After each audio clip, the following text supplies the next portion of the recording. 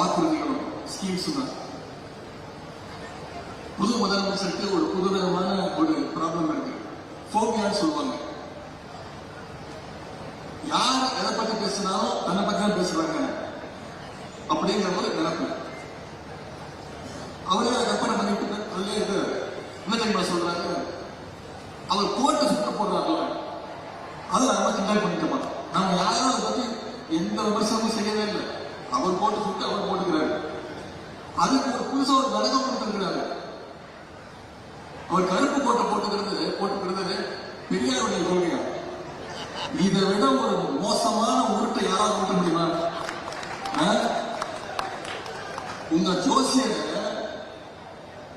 Official government அட்வைசரா முயற்சி பண்ணி bulb வாங்கின ஒரு உண்மையான பெரியாரிஸ்ட் இருந்தாங்க. நீங்க கோட்டை சூட்டு போடுறதுலாம் எங்க பிரச்சனையே கிடையாது. ஆனா எல்லாத்துலயும் நீங்க கோட்டை விட்டு இருக்கீங்க. அதைத்தான் நாங்க சுட்டி காட்டிட்டு இருக்கோம். இதுல என்னென்ன வாக்குறுதிகள் கொடுத்தீங்க?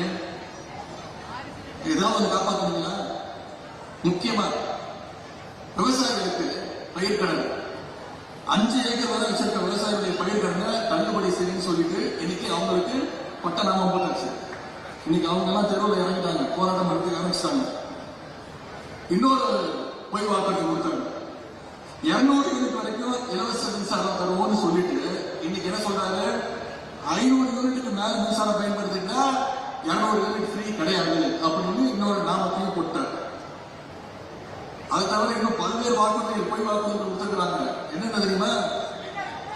உரிமை தொகை மாசம் 2500 ரூபாய் ஞாபகப்படுத்திக்கிட்டே தான் இருப்போம். கொடுக்கிற வரைக்கும் விட மாட்டோம். வருஷத்துக்கு 6 சிலிண்டர், தாய்மாமன் சீர், பட்டுப்புடவை, தங்க செயின், இப்படி கண்ணாப்பன வாக்குறுதிகளை அறிவிச்சிருக்கிறீங்க. மக்கள் எல்லாம் ஆரம்பிச்சுட்டே இருப்பாங்க. நாங்க தொடர்ந்து ஞாபகப்படுத்திக்கிட்டே தான் இருப்போம்.